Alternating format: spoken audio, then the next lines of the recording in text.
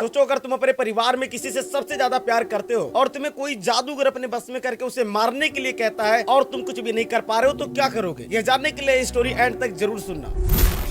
कहानी की शुरुआत होती है एक मरे हुए चूहे से। अब ये आदमी कौन है आपको कहानी के अंत में पता चल जाएगा। कहानी आगे बढ़ती है और हमें एक परिवार देखने को मिलता है जिनका नाम था कबीर और ज्योति, जिनके पास 2 बच्चे थे, जानवी और ध्रुव। यह सब मिलकर बहुत ही ज्यादा एंजॉय कर रहे थे, लेकिन आगे उनके साथ कुछ ऐसा होने वाला था जिससे यह लोग बिल्कुल अनजान थे। कबीर अपने पूरे परिवार के साथ एक होटल में नाश्ता करने के लिए रुकता है। कबीर बेटर से कहता है 2 कड़क चाय दो, लेकिन बेटर कहता है कि 2 टोकन लेकर आओ, उसके बाद चाय दूंगा। कबीर टोकन लेने के लिए जाता है, लेकिन यहाँ पर सबसे बड़ी मुसीबत थी छुट्टे की। दुकान वाला कह रहा है कि 20 रुपए छुट्टे मिलने के बाद ही टोकन दूंगा। यह सब बातें आदमी सुनकर दुकानदार से कहता है कि भाई साहब 3 टोकन देना। कबीर एंड ज्योतिका छुट्टे को लेकर आपस में बात कर ही रहे थे, इतने में यह आदमी 2 चाय लेकर कबीर को देने लगता है। कबीर तो पहले बहुत ज्यादा मना करता है, लेकिन उसके रिक्वेस्ट करने की वजह से कबीर दोनों चाय ले लेता है और इसीलिए उस आदमी को कबीर अपने साथ चाय पीने के लिए अप्रोच करता है। उसके बाद एक दूसरे को इंट्रोड्यूस करते हैं और वह आदमी अपना नाम वनराज कश्यप बताता है। कबीर और उसका पूरा परिवार इस बात से पूरी तरह से अनजान था कि वनराज कश्यप इन सब के जीवन में कितना बड़ा तबाही मचाने वाला है। वनराज कबीर की बेटी जानवी से कहता है कि तुम मेरा लड्डू खा लो और मैं तुम्हारा पराठा खा लेता हूँ, क्योंकि जानवी ने पराठा खाने से मना कर दिया था। लड्डू खाने के तुरंत बाद जानवी कुछ अजीब सा फील करती है। तभी वनराज जानवी से कहता है कि तुम यह पराठा खा लो और जानवी वह पराठा तुरंत खाने लगती है। यह सब देखकर जानवी के घर वाले बहुत ही ज्यादा शॉक में हो जाते हैं, क्योंकि जानवी डाइटिंग पर थी और उस पराठे में बहुत ही ज्यादा बटर था एंड उसने पराठा खाने से पहले मना भी कर दिया था। दरअसल लड्डू खाने के बाद वनराज जानवी को अपने बस में कर लेता है, क्योंकि वह एक जादूगर था, लेकिन अभी भी उसके घर वाले इस बात से पूरी तरह से अनजान थे।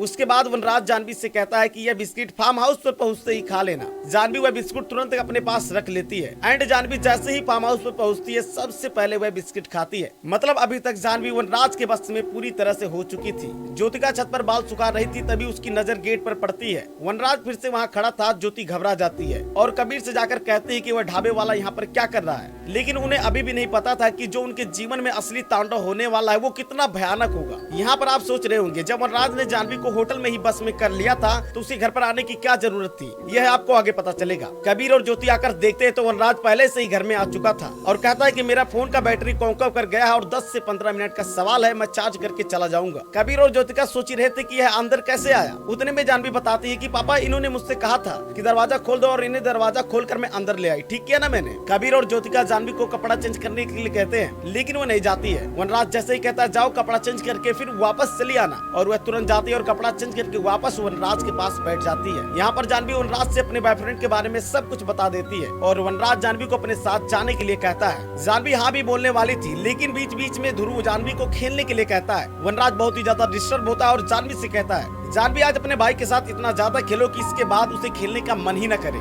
जानवी वनराज का बात मानकर अपने भाई को इतना ज्यादा झूला झुलाने लगती है कि उसका एकदम हालत खराब हो जाता है। उसके बाद भी झूला नहीं रोकती है। कबीर और ज्योतिका बहुत ही ज्यादा परेशान हो जाते हैं, लेकिन वनराज जैसे ही कहता है जानवी बस भी करो, झूला रोक देती है। उसके बाद वनराज इनके फैमिली मैटर में बार बार इंटरफेयर करता है, जिससे गुस्सा होकर कबीर वनराज से कहता है देखिए भाई साहब ये हमारे फैमिली का मैटर है, आपको कुछ नहीं पता है। वनराज कहता है सब कुछ पता है, यही न कि जानवी अपने बॉयफ्रेंड के साथ लद्दाख जा रही है 10 लोगों के साथ। जानवी की माम गुस्से से कहती है कि तुम यही सब शेयर कर रही थी। तो यहीं पर जानवी अपने मॉम से कहती है पता नहीं क्यों मॉम को जैसा कह रहा है मुझे करने का मन कर रहा है। वनराज कबीर और ज्योतिका को यकीन दिलाने के लिए कि मैंने उसे बस में कर लिया है, अपने बॉयफ्रेंड को लद्दाख जाने से मना कर दो और उसे तुरंत ब्लॉक कर दो। जानवी तुरंत ऐसा ही करती है। यह सब देखकर कबीर तुरंत वनराज को घर से बाहर जाने के लिए कहता है। वहीं पर वनराज कहता है आप शायद समझे नहीं, मैं नहीं जाने वाला। कबीर तुरंत वनराज को जबरदस्ती बाहर भेजने लगता है। तभी वनराज जानवी को आदेश देता है कि अपने पापा को रोको, क्या कर रहा है। जानवी उसे रोकने के लिए अपने पापा को थप्पड़ भी मार देती है। जानवी का यह व्यवहार देखकर कबीर और ज्योतिका बहुत ही ज्यादा घबरा जाते हैं। यहीं पर वनराज कबीर को बताता है कि अब आपकी लाडली हमारी कठपुतली है और मैं उसका भगवान हूँ। अगर कोई चीज दिखती नहीं है तो उसका ये मतलब नहीं कि वो चीज नहीं है। लेकिन अभी भी कबीर और ज्योतिका को उतना ज्यादा विश्वास नहीं था, तो उन्हें विश्वास दिलाने के लिए जानवी को बार बार उठने बैठने के लिए कहता है, बच्चों की तरह रोने के लिए कहता है। वह सब कुछ करती है, यहाँ तक कि चाय पत्ती खाने के लिए कहता है, चाय पत्ती खाने लगती है एंड उसके पापा को थप्पड़ मारने के लिए कहता है, थप्पड़ भी मार देती है। अब कबीर और ज्योतिका को विश्वास हो चुका था कि उनकी जानवी अब वनराज के बस में हो चुकी है। वनराज उसके परिवार वालों से कहता है कि आप अपनी बेटी मुझे दान कर दो। अब कोई भी माँ बाप अपने बेटी को ऐसे थोड़ी ना दान में दे देंगे। जानवी को रोकने के लिए उसके माँ बाप वनराज से बहुत ही ज्यादा फाइट करते हैं, इसलिए वनराज बहुत ही ज्यादा गुस्सा हो जाता है। तो वह जानवी से कहकर ध्रुव का सर फोड़ देता है और उसे छत से नीचे फेंकवा देता है। कबीर और ज्योतिका लड़ते लड़ते बहुत ही ज्यादा थक जाते हैं। ध्रुव को बचाने के लिए मजबूरी में कबीर और ज्योतिका उसे दे देते हैं, लेकिन कबीर अपने बेटी को बचाने के लिए वनराज का पीछा करने लगता है। ज्योतिका ध्रुव को हॉस्पिटल लेकर जाती है। यहीं पर हमें पता चलता है कि कबीर अपने घर पर चुपके से वनराज के मोबाइल में लाइव लोकेशन एड कर दिया था,